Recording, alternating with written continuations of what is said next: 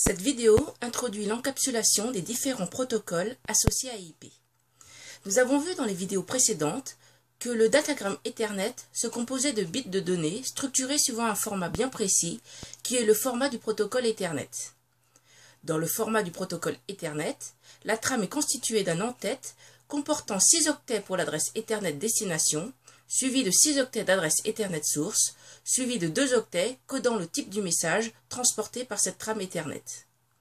Dans la norme Ethernet, la valeur prise par ce code indique de quel type est le message transporté. On dit aussi encapsulé dans la trame Ethernet. Ainsi, si le code est 0806, cela veut dire que le message est de type ARP.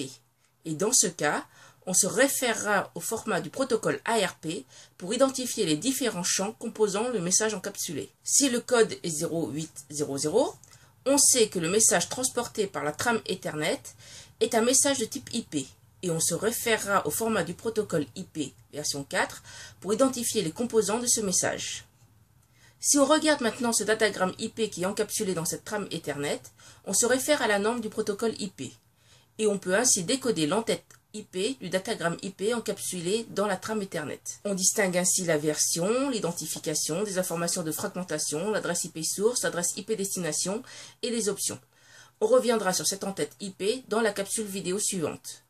Ce qui nous intéresse ici, c'est que ce datagramme IP transporte lui-même un message.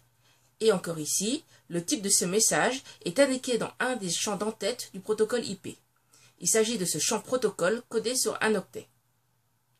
Si cet octet vaut 0,1, alors le type du message transporté est de l'ICMP, et il faudra se référer à cette norme pour décoder le message transporté. Si le protocole a pour type 1,1, alors le type du message transporté est UDP, et donc le message encapsulé suit la norme UDP. Et si le protocole a pour type 0,6, alors le type du message transporté est TCP, et donc le segment encapsulé suit la norme TCP. Ainsi, une trame Ethernet peut encapsuler un message ARP ou un datagramme IP. Pour savoir ce que la trame Ethernet transporte, on se réfère au champ type de l'entête Ethernet. Le datagramme IP, quant à lui, peut encapsuler un message ICMP, un datagramme UDP ou un segment TCP.